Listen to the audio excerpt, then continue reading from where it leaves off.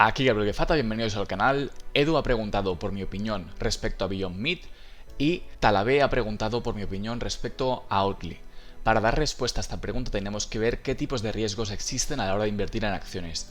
Tenemos por una parte el riesgo sistemático y el riesgo no sistemático.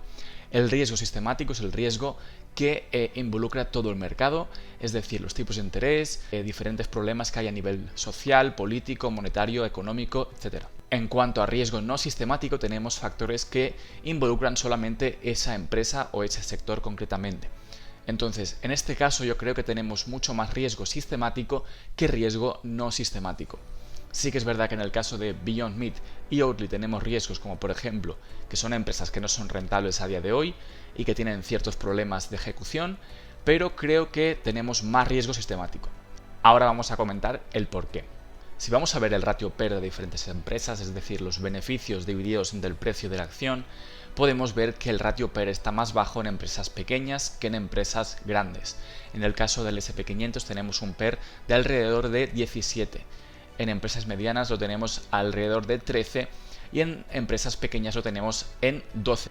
Es decir, que los inversores están pagando un precio menor por los beneficios de las empresas pequeñas. Con esto lo que vemos es que realmente en el SP500 y otros índices, las empresas que están haciendo que el precio se mantenga alto son empresas muy grandes, sobre todo empresas tecnológicas. Y las empresas pequeñas en general no están siendo valoradas. Esto se debe a que se perciben como más arriesgadas y esto se debe a que los tipos de interés están muy altos y por lo tanto se teme que las empresas pequeñas no puedan sobrevivir. Si vamos a ver el Euribor a día de hoy lo tenemos en el 4,2%. Esto es el tipo de interés que tenemos que pagar en Europa, pero en Estados Unidos lo tenemos aún más alto. Si vamos a ver los bonos del gobierno los tenemos al 4,7%. Es una rentabilidad muy alta y si veis históricamente tenemos que volver al año 2002 para conseguir esta rentabilidad. Esto nos lleva al siguiente problema para el mercado. Si tenemos opciones de inversión sin riesgo al 4%, como por ejemplo bonos del gobierno o simplemente cuentas de ahorro que nos dan un 3% o más, es bastante difícil que queramos invertir en acciones. Si buscamos cuál es la rentabilidad promedio de dividendos de acciones, podemos ver que el promedio está en el 1,85% y la tasa de crecimiento está en el 8%. Por lo tanto, tenemos una rentabilidad de aproximadamente un 10%. Pero ¿qué pasa? Que en momentos así en los que los tipos de interés están muy altos, la economía no suele crecer tanto y por lo tanto no esperamos un crecimiento en cuanto al precio de esas acciones. Es decir, que nos tendríamos que contentar con ese 1,85% de retorno. Así que a la hora de pensar dónde ponemos nuestro dinero, es muchísimo más interesante invertir en bonos que nos den un 4% y es dinero asegurado, o invertir en cuentas de ahorro que nos dan un 3% o más y no tienen riesgo. Siendo esto así, es normal que el dinero gordo no quiera estar invertido en empresas pequeñas que pierden dinero, empresas que anteriormente crecían a un ritmo elevado, pero que ahora no crecen tanto y que encima no son rentables. Esto hace que empresas como Beyond Meat o Oatly estén en niveles de sobreventa y por lo tanto el precio no pare de caer. Entonces, ¿qué tenemos que esperar de estas empresas?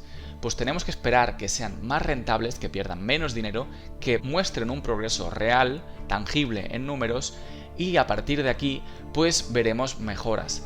Aparte, a nivel macroeconómico tenemos que esperar que los tipos de interés bajen para que la rentabilidad de los bonos y de las cuentas de ahorro sea más baja y así la gente quiera invertir en acciones otra vez. Porque es muy difícil que la gente quiera arriesgar su dinero en acciones si tiene rentabilidades muy altas en cuanto a bonos o cuentas de ahorro. Así que en mi opinión las empresas pequeñas y las empresas de crecimiento tienen un tiempo bastante duro por delante en el que tenemos que ser bastante pacientes y creo que tenemos que tener una visión bastante a largo plazo para poder invertir en estas acciones.